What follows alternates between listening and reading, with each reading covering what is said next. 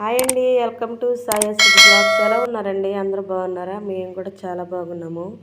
ఈరోజు వచ్చేసి బోటి కర్రీ అండి. బోటి కర్రీ నేను ఎలా వండుతాను అనేది మీకు చూపిస్తాను.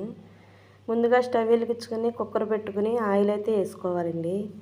ఆయిల్ వీటెక్కాక ఒక పెద్ద సైజు ఉల్లిపాయ అయితే నేను మిక్సీ పట్టుకున్నానండి. ఆ పేస్ట్ వేసుకుని కొద్దిగా కరివేపాకు వేసుకుని పచ్చివాసన పోయేదాకా ఫ్రై చేసుకోవాలి. 2 టమాటాలు పండుని బాగా చిన్న చిన్న ముక్కలుగా కట్ చేసుకుని వేసుకోవాలి. వేసుకుని టమాటాలు మెత్తగా మగ్గిపోయేలాగా మగ్గించుకోవాలి.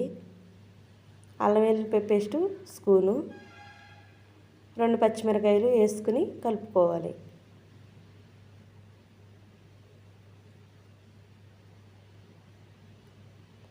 గల్లుప్పు వేసుకున్నానండి, సరిపడగా గల్లుప్పు వేసుకోవాలి.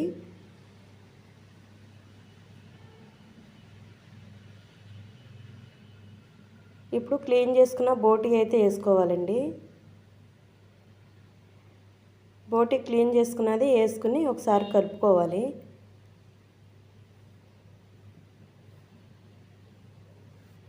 ఇలా కొంచెంసేపు మగ్గనిచ్చాక మనం కలుపుకుంటా ఒక 2 నిమిషాలు అయితే బాగా మగ్గనివ్వాలండి. ఇప్పుడు స్పూన్ ధనియాల పొడి, 1/2 స్పూన్ గరం మసాలా, 1/2 స్పూను జీలకర్ర పొడి, కొద్దిగా పసుపు, సరిపడగా కారం వేసుకుని మసాలా బోటికి పట్టేలాగా కలుపుకొని బాగా మగ్గనివ్వాలండి.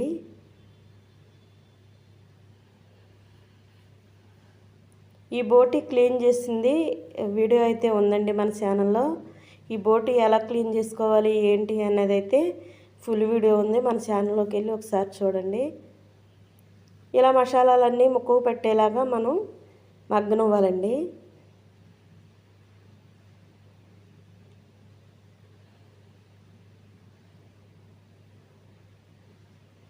ఇలా మగ్గాక చూడండి బాగా మగ్గిందనమాట. 5 నిమిషాల పైనే మగ్గనిచ్చాను. ఇప్పుడు సరిపడగా వాటర్ అయితే వేసుకోవాలి.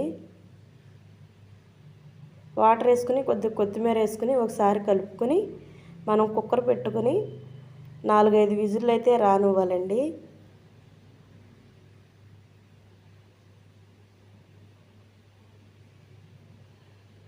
ఇప్పుడైతే మూత పెట్టేసుకుందాము.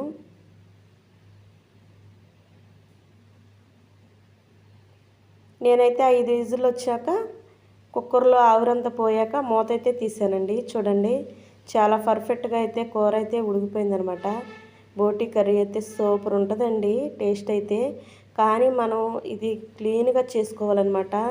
దీని స్మెల్ అనేది చాలా ఇదిగా ఉంటుందన్నమాట. ఇది నీట్గా చేసుకుంటేనే మనకి తినడానికి బాగుంటుందండి. ఇది ఎలా చేసాము ఏంటి అనేది ఫుల్ వీడియో మన ఛానల్లో ఉంది, ఒకసారి వెళ్ళి చూడండి. ఈ టైంలో మళ్ళీ నేను ఒకసారి స్టవ్ వెలిగించుకొని ఉప్పు సరిపోయిందా లేదా చూసుకుని కొద్దిగా కొత్తిమీర కూడా వేసుకుని 2 నిమిషాలు అయితే సిమ్లో పెట్టానండి. అంటే కొద్దిగా వాటర్లే ఉంది కదా పులుసు అని 2 నిమిషాలు అయితే నేను సిమ్లో పెట్టాను. శుభ్రంగా అయితే 2 నిమిషాలకి చక్కగా ఉడికిపోయిందండి. ఇదిగోండి ఒక గిన్నెలోకి అయితే కర్రీ అయితే తీసేసుకుంటాను. Bye bye.